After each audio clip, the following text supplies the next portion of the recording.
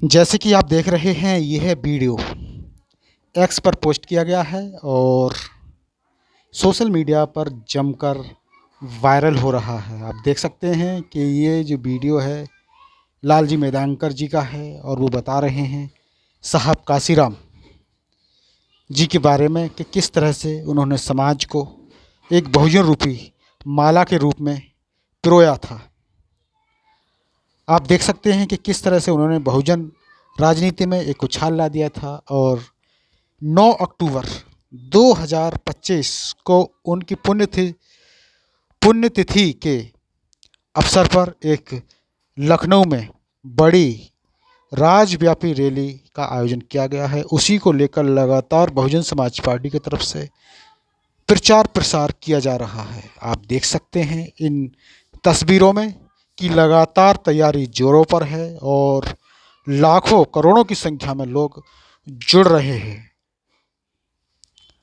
जिस समय बिहार में चुनाव भी हैं और बिहार कि में चुनावों को लेकर भी ज़ोर ज़ोर से प्रचार किया जा रहा है और ये देख सकते हैं आप इस वीडियो में। तो अधिक जानकारी के लिए इस वीडियो में वो क्या कह रहे हैं, आइए सुनते हैं उनका यह वीडियो।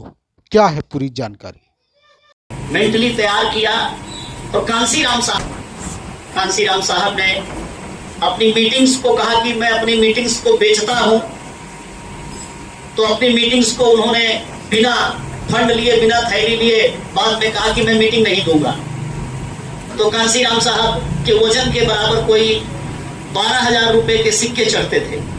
तो कांसीराम साहब ने कहा कि अब ये कांसीराम थोड़ा कीमती हो गया है, इसकी कीमत बढ़ गई है, तो भाई मेरे वजन के बराबर जो सिक्के से तौलने के बराबर थैली देगा या सिक्के से तौलेगा उसको मीटिंग में दूंगा, अदरवाइज मैं मीटिंग्स नहीं दूंगा। तो साहब बोलते थे कि 3 दिन में एक दिन में 3 मीटिंग मेरी बिक जाती थी। ये व्यंग्यात्मक ढंग में बोलते थे, व्यंग करते थे। एक दिन में 3 मीटिंग में अपनी बेच लेता था तो मुझे 36,000 रुपए की आमदनी हो जाती थी। और फिर मैंने कहा कि भाई 12,000 लोग भी चाहिए, मुझे 12,000 रुपए की थैली चाहिए और 12,000 लोग भी चाहिए, तब मैं आपको अपनी मीटिंग दूंगा। तो ऐसे करके बहुजन मूवमेंट में धन संग्रह किया और मूवमेंट को बढ़ाया। साहब बोलते हैं कि जब मेरी 52 साल उम्र हो गई तो फिर मैंने कहा कि भाई अब मैं जो है वो अपने वजन के हिसाब से तो अब नहीं पैसा दूंगा मैं, अब मैं अपने एज के हिसाब से, उम्र के हिसाब से मुझे देना पड़ेगा।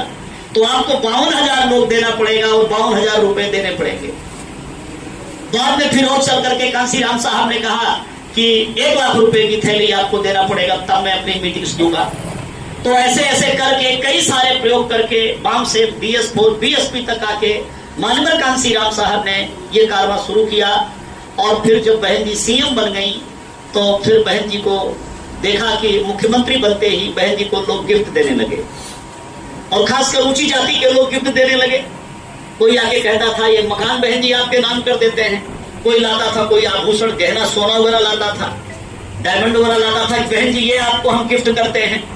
तो माननीय कांसीराम साहब ने फिर बहन जी से कहा कि देख तेरी कीमत बढ़ गई, तू मुख्यमंत्री हो गई है और तेरे जन्मदिन पे लोग गिफ्ट देते हैं, तो तेरा जो जन्मदिन है वो अब हम आर्थिक सहयोग दिवस के रूप में मनाएंगे।